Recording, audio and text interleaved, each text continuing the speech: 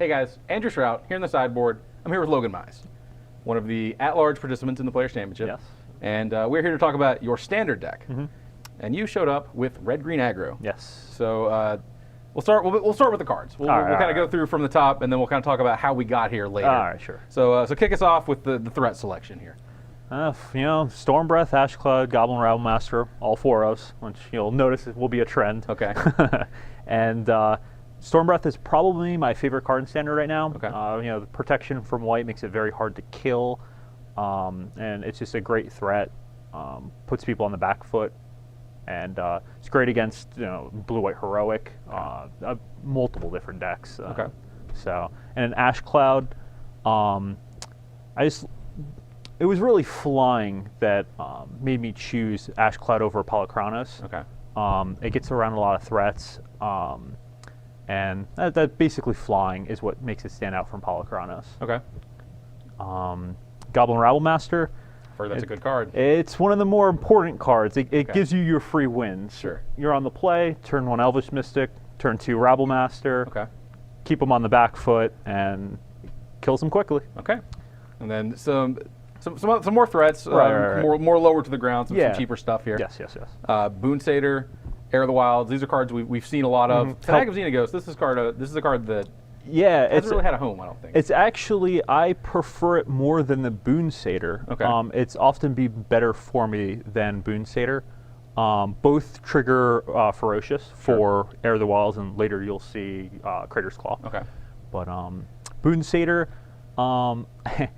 it's actually pretty good when you bestow it onto an Ash Cloud Phoenix, and then they kill it, and you get the morph Ash Cloud, and then you also get your Boon Satyr. Okay. So, and then I like Heir of the Wilds turn 2, and on turn 3, I prefer to just play the Fanatic, and that no matter what mode they choose, tribute or no tribute, it'll trigger Ferocious still. Okay. So is going to be a 4/4 during combat regardless. Yeah. Okay. And then some glue to hold your aggression together, I guess. The Magma Jet's interesting. I chose not to run Lightning Strike. Okay. I'll put you on the spot. How many creatures in Standard right now, besides like Fleece Mainline, which isn't really played that much, have 3 toughness exactly? All right. How many, accounting all the randos? No, the good ones. The ones that actually see some play. Like Omen Speaker. Right. No, that doesn't count. Okay, sure. So there really aren't any. There are a couple, but yeah, not many. Right. So I chose Magma Jet. It deals 1 less damage, but the scry can be very important. I often find in a lot of games that I play, I won't be able to I'll be digging for a Crater's Claw to close it out. Okay. Get them to somewhere in the 5 range. I just need to get a Crater's Claw. So the Magma Jet and the scry really helps doing that, and I haven't missed the 1 damage.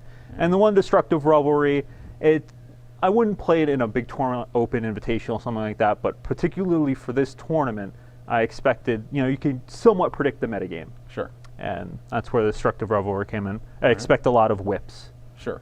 All right. I'm trying to think of a 3 toughness creature. Yeah. I Good can't, luck. I'm trying to think what the most obscure one. I really wish that you just ran afoul of Sigiled Starfish at some point in this tournament. But it probably won't happen. I doubt it. I think you're safe from Sigiled Starfish. Yeah.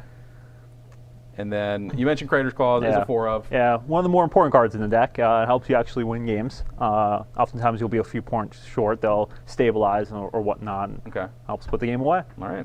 So and then of course we have a mana base. We won't focus too much on the mana base. It's 2 color, you have dual lands. It's pretty basic stuff. Yeah. We'll talk a little bit about how you arrived at this deck. All right. I know you played it in Seattle. Yes. So this is a deck that you've at least been playing for a little while. Yeah. So what put you there in the first place? All right. Well, I'm not interested in playing 3-color decks. Okay. Sometimes you don't get your mana. You'll miss a color. All your lands come into play tapped, et cetera, et cetera. It can become frustrating. Sure. So I prefer 2 colors. I would love to play a monocolor deck like Mono Blue Devotion, but nothing in Standard like that that's actually good. So chose to focus on 2 colors. I liked it. It felt clean, consistent. So that's more the biggest reason. If I weren't to play this deck, I would probably play Blue-White Heroic. Okay. So another 2-color deck. Sure. But just as efficient and consistent as you can make it. Yeah. I played a bunch of games against the whip decks, and this deck was performing well against them. So I figured, it's good enough. All right. Let's talk a little bit about, before we get to the sideboard, talk a little bit about your preparation for this event. Because, of course, this is a small tournament. This is 16 players. Yeah.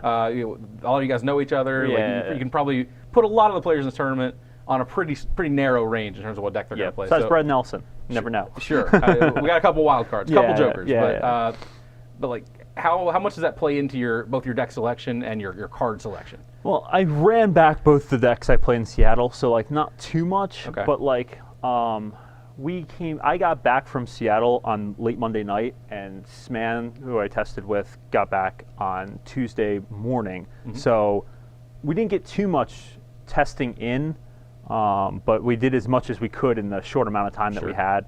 I would have liked to maybe practice beforehand, but you didn't know the competitors, like who was qualified at that point. You had some idea, but there was a few slots up in the air, so we did as much as we could. Okay. So generally, this is still the deck you would, if you were playing in like a 500 player open. I would play this. Same thing. Yeah. Okay. So we'll get to the sideboard. All right. We're gonna go through just card by card. Sure. What's going on? Fated Conflagration, mainly kill Siege Rhino. Okay. This deck has a problem with it doesn't have like Hero's Downfall or any of that, so it's hard to kill bigger creatures. It also kills basically every Planeswalker immediately. Elspeth, Chandra, literally all of them. Ashiok, Scry 2 again, trying to dig to that Crater's Claw. Destructive Revelry, bringing in against heroic decks, the whip decks, constellations, and then Polychronos, good against the tokens decks. Against the whip deck, depending on if you're on the player's draw, you can board it in, and it stops their Siege Rhino from attacking you. Okay. Yep. And then some Xenagoses and 4 Arc Lightnings. Yeah, I like the Xenagos against decks like board in Anger of the Gods or Drown in Sorrow to try and control your creatures, and then this just keeps putting out more creatures, and they don't have the Drown in Sorrow or Anger of the Gods. The 2/2s will just overrun them as well. Okay. And an Arc Lightning for tokens mainly. Sure. Yeah. Trades straight up with Hordling Outburst. All right. Yeah. So it certainly seems like you've got a solid plan here. Yeah. Four ofs that you can turn sideways. Yes. This is a plan I can get behind. I know that. Yeah. So thanks for coming in and talking to me about it. Thank you. Stick around. We've got plenty more coverage coming of the Players' Championship here in Roanoke.